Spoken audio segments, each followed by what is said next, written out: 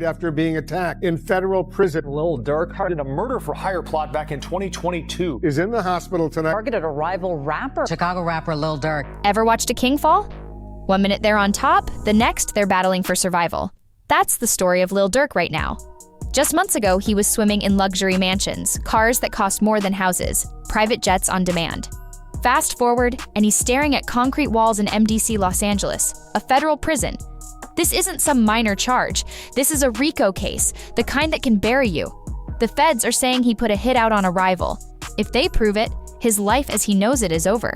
Before the trial even begins, everyone's asking, what's really happening to the OTF boss behind those bars? It's like, who y'all gonna pay attention to now? Who is the smartest at the end? The person that alive and free and living their life is winning. All that money from go down the drain for nothing.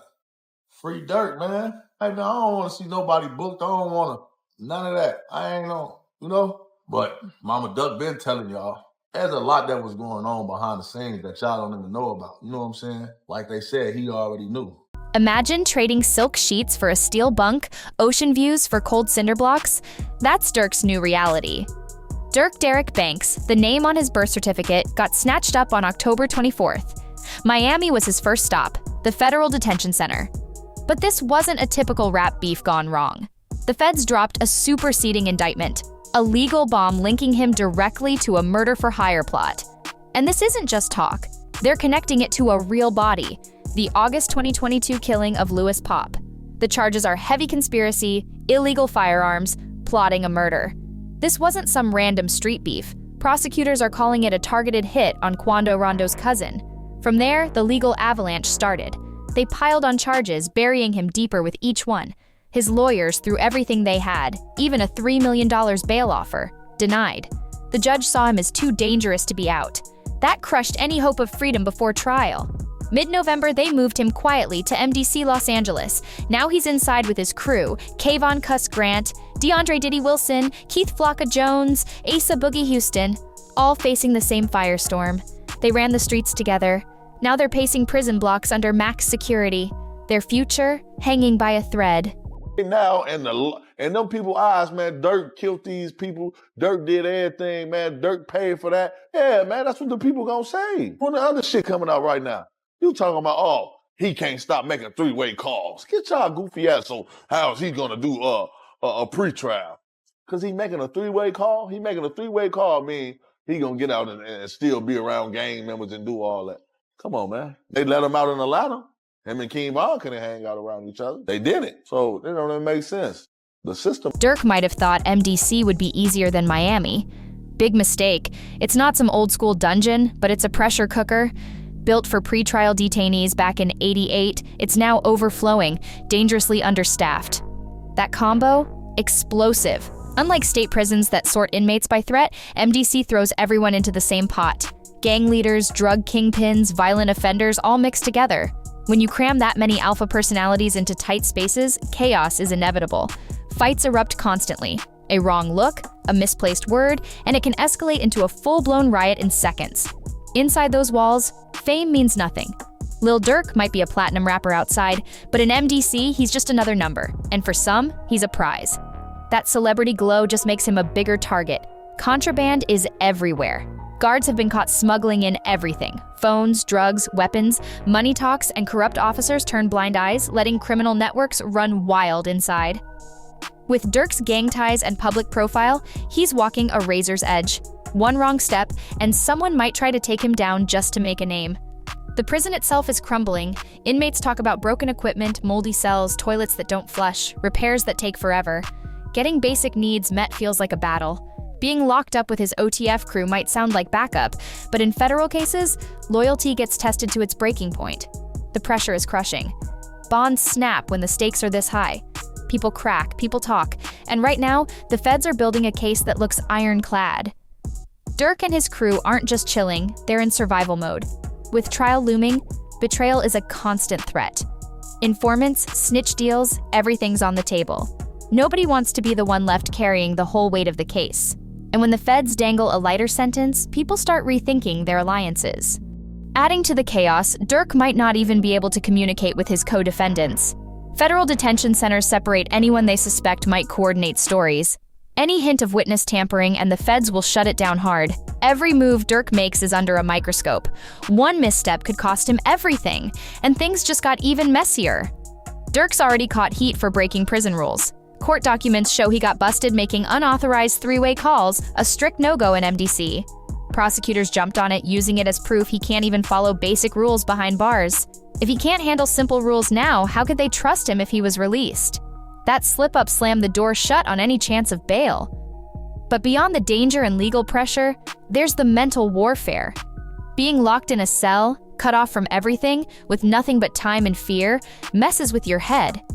For someone like Durk, who built his brand on overcoming pain, this might be his toughest fight yet. MDC claims to offer mental health support, but let's be real, it's minimal. Inmates can request therapy or crisis help, but actual sessions are rare. Group talks, one-on-ones, not often. Most of the time you're left alone with your thoughts in isolation. That isolation, the paranoia, the endless waiting, it's psychological torture 24/7. His only escape? Recreation. The prison has basketball, some indoor games, GED classes. But peace? That's a fantasy.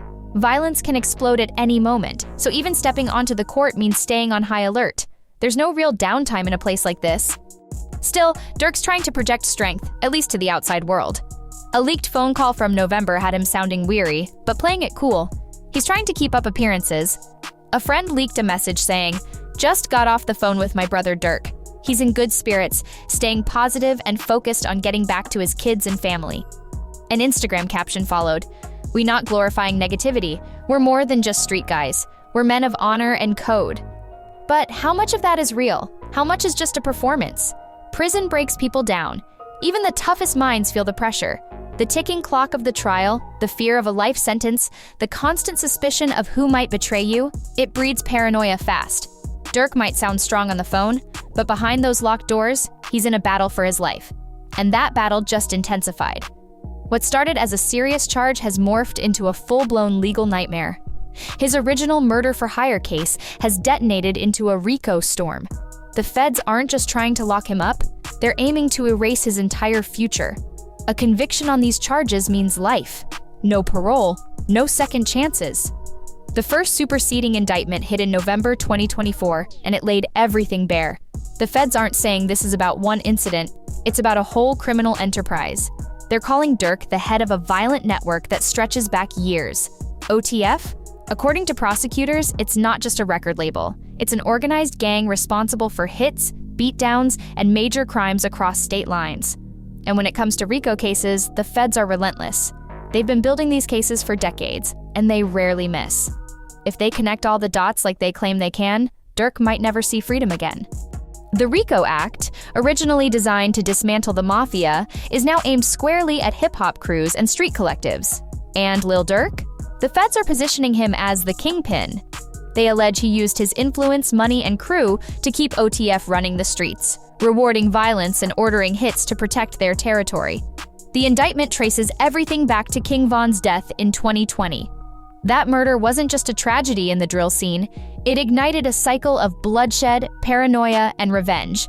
Prosecutors claim that after Von was killed in Atlanta, Durk didn't just grieve, he acted. They say he put a bounty on someone's head, a bounty that led directly to the August 2022 ambush on Quando Rondo's crew in LA, and they're not just making accusations, they're bringing the evidence.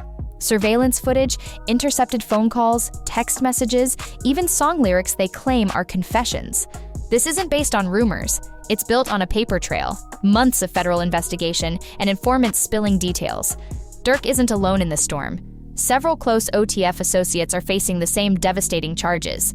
Kayvon Kuzinavani Grant is accused of orchestrating the hit, securing weapons, and setting the plan in motion.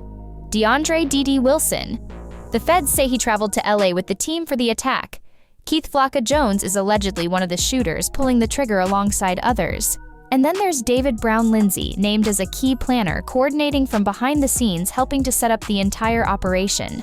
With this level of detail, the government is aiming to paint a complete picture, and Durk's name is at the center of it, aka Boogie. The feds claim he was the getaway driver, helping to dispose of evidence after the shooting. The indictment lists over 25 specific acts, each one detailed as part of a meticulously planned murder plot. We're talking flights booked with OTF cards, automatic weapons prepped and ready, and encrypted messages guiding every step. This wasn't impulsive, it was calculated step by step. But it gets even colder. The feds aren't just trying to lock them up for life, they want everything. If convicted, Durk and his crew could lose it all. Houses, cars, jewelry, even music earnings tied to the alleged crimes. That's criminal forfeiture, and the government is playing hardball. And don't think this case rests solely on snitches and hearsay. The feds brought out the tech. FBI wiretaps allegedly captured coded conversations between Durk and his people. Prosecutors claim this is solid proof of a murder-for-hire setup. One of the biggest bombshells is a call where Durk supposedly gave the green light on a target, then later bragged about it in a track. They're using lyrics as evidence, just like in YNW Melly's case and Young Thug's RICO battle. Surveillance footage captured the crew's movements before and after the shooting. Financial records show payments made around the time of the hit. And perhaps most dangerous of all, informants. Whispers started circulating fast. Someone inside OTF might have flipped. All fingers pointed to a longtime member named Jam. He'd done over a decade for attempted murder, known for his loyalty. But now, rumors swirled that he'd turned. If true, it changes everything. After Jam's release in 2022, the streets buzzed with talk of him cooperating. Word was he was wired, secretly feeding intel on OTF's every move. And it wasn't just gossip. Sources claimed Jam provided serious evidence linking Durk to the murder-for-hire plot targeting Rondo. Even worse, Chicago rapper King Ella claimed Jam also pinned the murder of Louis Pop, Rondo's cousin, on Durk. That hit was rumored to be revenge for King Von's death. Things escalated when a clip surfaced featuring DJ Academics and Chicago reporter Trench's News. Trench's News laid out a possible motive for Jam's alleged cooperation. He said Jam's baby mama reached out to Durk for help with legal fees, and when Durk allegedly brushed her off, Jam felt betrayed. "You're not supposed to ignore my call when I need something," Jam reportedly snapped. Trenches backed it up, saying, "That's facts." Even Whack 100 weighed in, remembering Jam as the definition of loyalty, doing 12 years without snitching. He did 12 years, got out, interviewed, said he kept it real, Whack recalled. But after catching another gun charge, rumors say he cracked. Still, Jam didn't stay silent. In December 2024, he fired back at the snitch talk with a long post denying everything. He wrote, "When the discovery come out, you going to see I'm not how the feds got onto us or built their case." But until that paperwork drops, doubt lingers. In this world, even a whisper can destroy everything. "I'm gonna let the paperwork come out cause it's gonna tell it all," Jam stated. But while he waits, the prosecution keeps building their case brick by brick. They're arguing Lil Durk wasn't just rapping about the streets, he was running them. They're portraying him as a shadowy figure, pulling strings and giving orders from behind the scenes. This case is bigger than one artist. It's part of a larger clash between hip-hop and the justice system. From Young Thug's RICO mess to Bobby Shmurda's conspiracy charges, the rap world keeps getting dragged into real-life indictments. But this one, the feds are leading the charge. And when they get involved, the odds of winning are slim. If Durk goes down, it won't just be another rapper behind bars. It could be the fall of one of rap's most powerful empires. His music, his image, his legacy, all on the line. Fans are still showing support, flooding social media with #FreeDurk. But beneath the surface, a harsh reality looms. This case could bury him. The man who once seemed untouchable is now facing life in a cell. And the most chilling part? The trial hasn't even started. When the feds target you, they come with everything they've got, and they don't let go until you're finished. So, what's next for Lil Durk? Right now, time is slipping away. The trial was initially set for January 7th, 2025, but it's been pushed back to October 14th, 2025. That delay signals just how complex and high stakes this battle is. For Durk, it means more time behind those cold walls, more days of uncertainty, and a trial that could go either way. With 230 gigabytes of digital evidence, 20,000 pages of documents, countless hours of footage, and a mountain of witness statements, the feds are sending a clear message. They're throwing everything at Durk. But the question remains, does he actually have a chance? Or is this trial delay just prolonging the inevitable? Federal prosecutors are calling this one of the most significant hip-hop-related criminal cases in years. The first superseding indictment paints Durk as a mastermind, ordering hits, funding violence, and using his OTF label as a front for a massive crime operation. However, not everyone is convinced. Some fans, and even legal experts, argue the case isn't as solid as the feds are making it out to be. The potential weakness? Much of the evidence is circumstantial. Sure, flights, rentals, and masks were booked using OTF credit cards, but that doesn't automatically implicate Durk.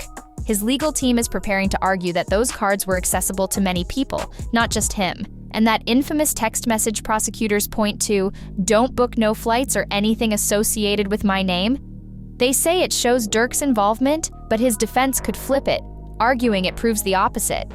He was trying to distance himself from whatever was happening. There's even footage of OTF members meeting after the murder, supposedly to discuss payments and music. Prosecutors say this ties Durk to the hit, but if he wasn't in the room, proving he was giving orders will be a challenge. The bottom line? Without a direct order, a recorded confession, or someone turning state's evidence against him, this case, despite the mountains of files and footage, might not be as airtight as it appears. While the feds are building a massive case, not everyone is buying the hype. A growing number of fans believe Durk might actually walk free. On Reddit, one user boldly stated, "Durk might beat this RICO," pointing out that his co-defendants are in deeper trouble, especially if they have prior convictions. If someone does flip, the defense will aggressively attack their credibility during cross-examination. Others echoed this sentiment. There's no direct proof Durk ordered anything. He wasn't at the scene of the murder. Unless the feds are holding back a secret weapon, proving he orchestrated everything might crumble. The OTF credit cards? Fans argue they don't prove guilt. Many within his crew had access to them. Durk's cleaner public image could also play in his favor. His lawyers might highlight his charitable work, his conversion to Islam, and his positive anthems like "All My Life." They'll argue he's moved away from street life and is focused on growth, not crime. One fan even broke it down numerically, giving Durk a 60 to 80% chance of walking free, citing the text message about not booking flights under his name as the only semi-dangerous evidence. But even that, they argue, can be spun as him distancing himself from a shady plan, not orchestrating it. Basically, they'll argue Durk wasn't giving orders. He was staying out of it. But not everyone is so optimistic. Some fans believe when the feds lock onto someone, they rarely miss. And if they're coming at Durk this hard, they likely believe they already have him cornered. If the feds are pushing this aggressively, they must feel they have enough to take Durk down. But here's the real wild card. What if one of his co-defendants flips? Right now, 5 other OTF members are facing the same charges, and they're facing a brutal choice. Ride it out and risk life in prison, or cut a deal and potentially testify against Durk. And guess what? One of them, DeAndre D.D. Wilson, has already requested a pre-plea sentence report. That move screams he's considering cooperating. If he testifies, he could give the feds exactly what they need to lock Durk away for good. That's why Durk's legal team is watching every move his co-defendants make like hawks. One wrong step, and it could be game over. As it stands, there are 4 possible outcomes. Best case scenario, Durk walks. If his lawyers dismantle the prosecution's case, he could be acquitted. It's rare, but not impossible, especially if the feds are relying too heavily on circumstantial evidence. Next option, a plea deal. If Durk sees the case turning against him, he might negotiate a plea to reduce his sentence. But this isn't a minor charge. This is murder for hire. Even a plea could mean 20 years or more. Then there's the worst-case scenario, a conviction. If he loses at trial, it's life. No parole, no second chances. And the most dangerous twist? One of his own crew flips and testifies. Insider testimony is a prosecutor's dream. If that happens, Durk's chances plummet to near zero. If he wins, it'll be a massive victory for hip-hop. But if he loses, it'll send a chilling message. The feds are willing to take down anyone, no matter how big they are. Even facing the possibility of life behind bars, Lil Durk isn't letting his career fade.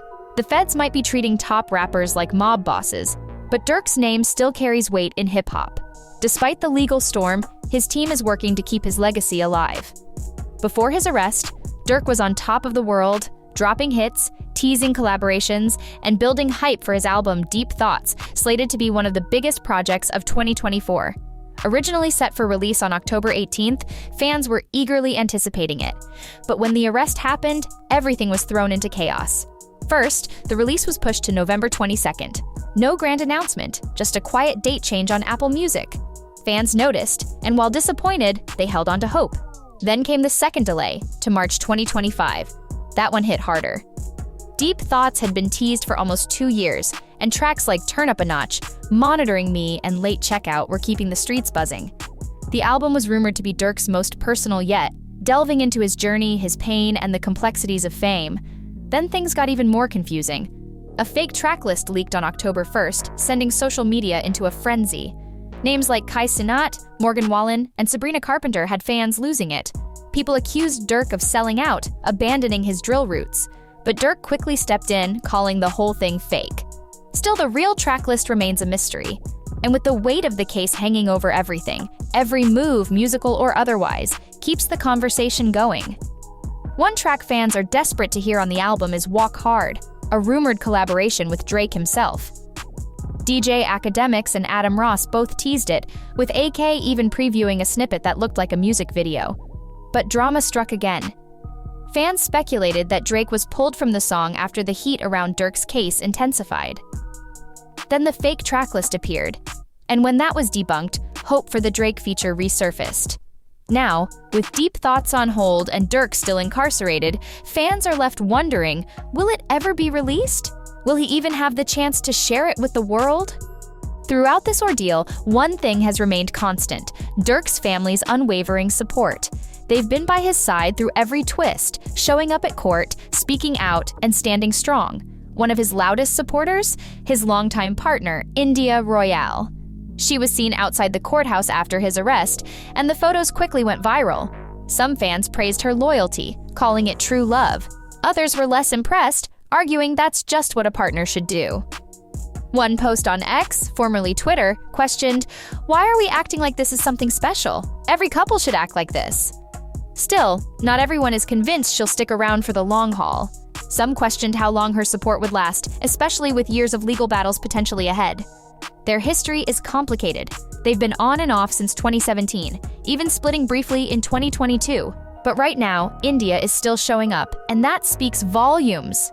Whether this case ends in freedom or a life sentence, one thing is certain: Lil Durk's story is far from over.